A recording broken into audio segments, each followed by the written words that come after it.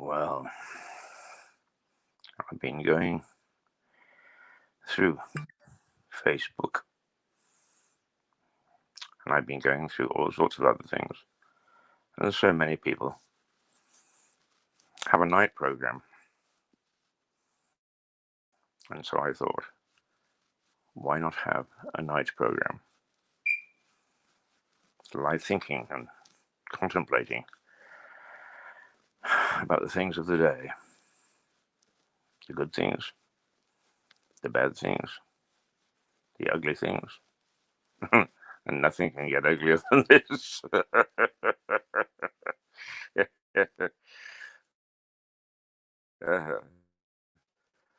Yes, so why not enjoy a little broadcast in the middle of the night?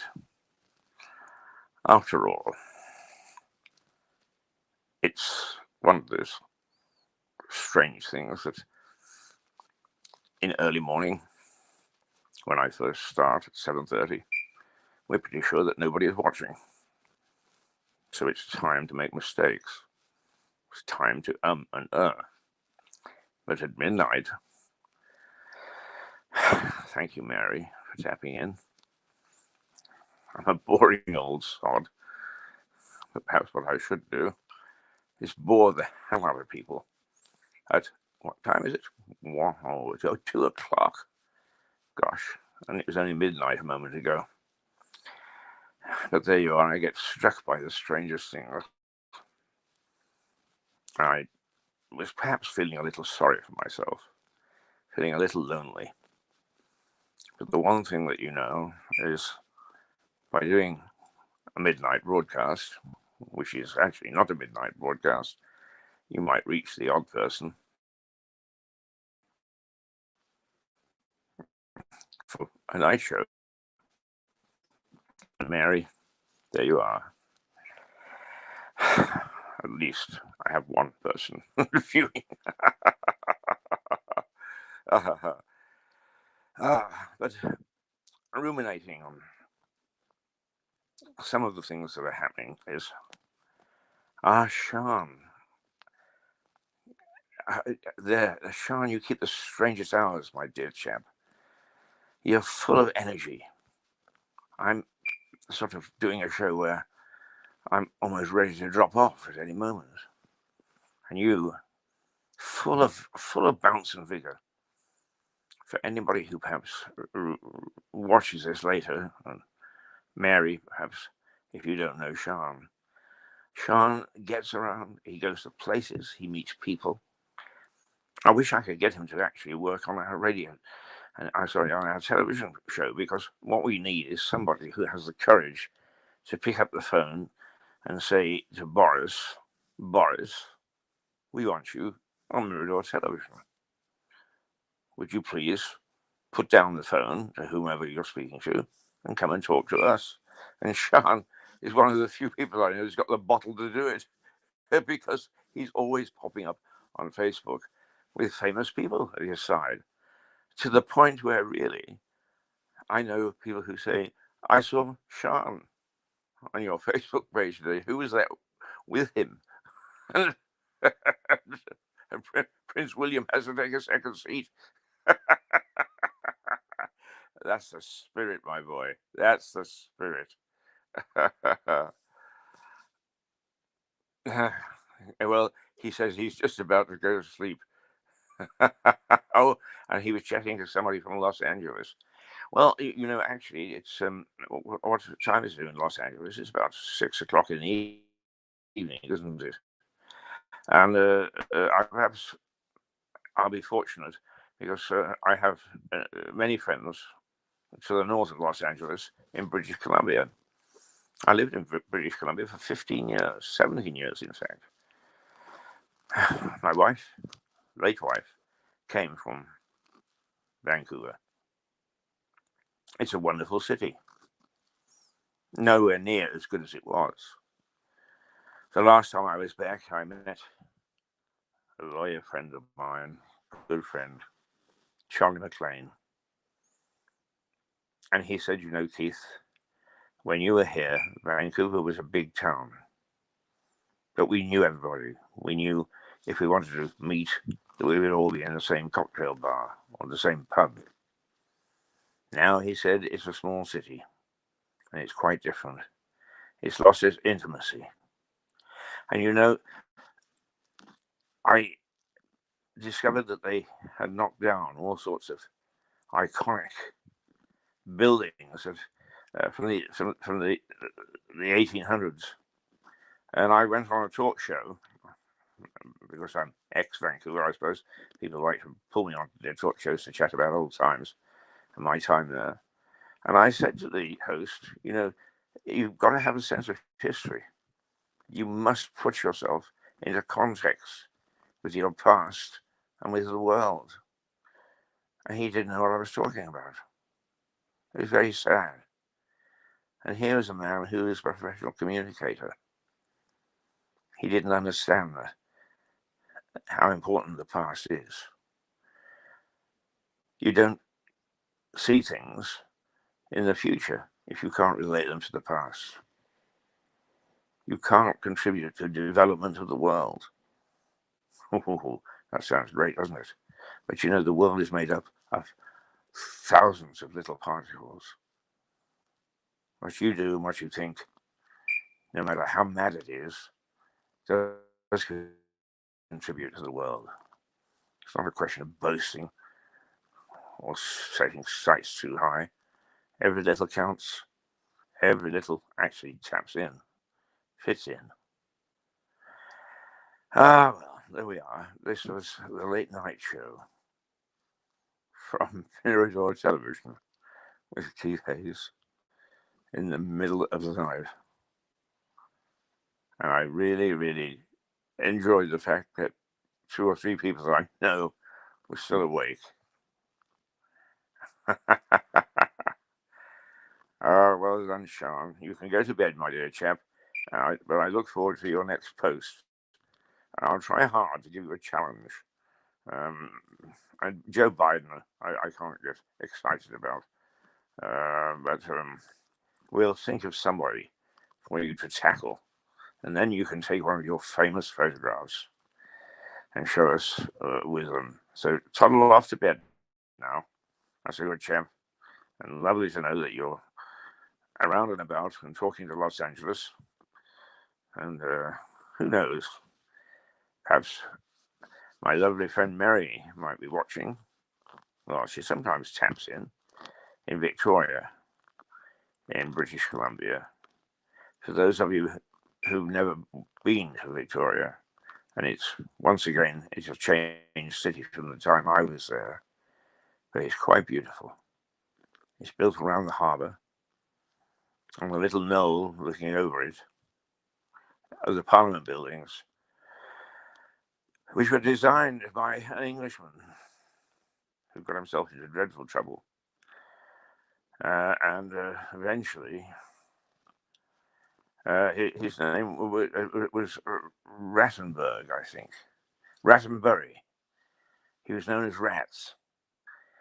And he married a lady from society there who introduced him all over the place. And he got the architect's job of building the government buildings. And then he abandoned his wife. And Victoria is still way back in the 1920s. I mean, they're so snobby. you have no idea. Absolutely no idea at all. they think they're English. But he offended society and they sent him to Coventry because he had an affair with the daughter of the editor of the Kamloops newspaper. Kamloops being a small town. Well, actually, I think it's a city because it has a cathedral. It's a small city then in the heart of British Columbia. And he had an affair with this lady who in herself was exceptional. She'd been a nurse during the First World War, had got the Croix de Guerre for bravery, and was quite stunning. But that meant nothing. And he eventually came back to Britain, and I think it was to Bournemouth, and he hired a handyman who, I believe, if I'm memory serves me, had an affair with his wife, and he was found with his head battered in. And this man was, yes, it's an incredible story. He was found guilty at uh, the Old Bailey, but he was sentenced to death, but they never topped him. Um, and there was, I believe, I'm stretching my memory now, but I believe that somebody was walking along the River Avon. There's an Avon that heads out to sea somewhere near Bournemouth, and they saw a figure walking along the bank and suddenly stabbed themselves with a ceremonial knife and falling into the river. And it was the lady in question who had such a conscience,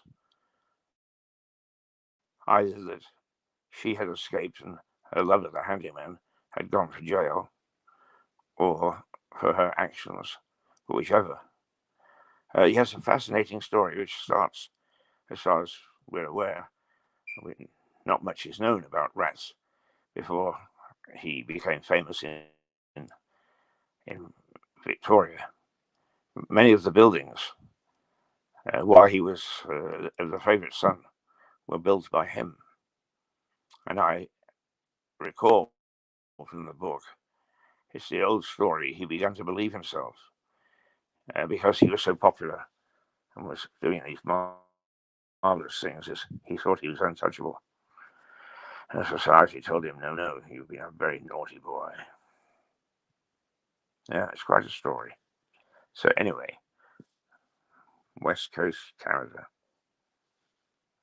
You're there. West Coast Canada.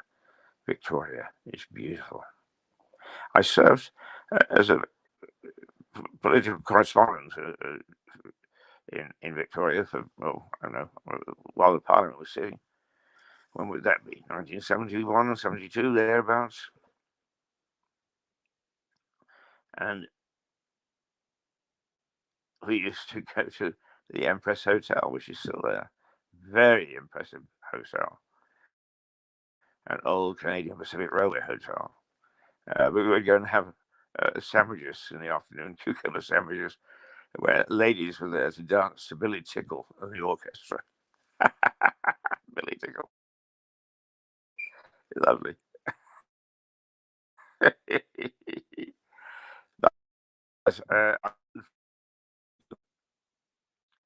Service, which had 12 people on board. And I wasn't on board when it had one of its only accidents. And unfortunately, a cabinet minister was. But it got into to land in the harbour, and the water was a bit choppy, and the floats hit the wave, and it went nose into the harbour. I don't think anybody died, but certainly when a plane goes tipsy topsy, you certainly can get hurt. And at one stage in my career, I did Eye in the Sky. They call it. I would fly over Vancouver, and I would report on the traffic. And sometimes we would use a float plane out of Vancouver Harbour.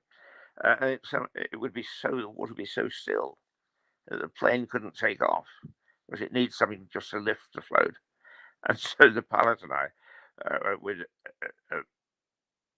coast up and down the harbour, rocking backwards and forwards to try and get a ripple. And the moment we got a ripple, then he could ram the throttle in, and we just have enough to get us off the water. It's absolutely hilarious. It's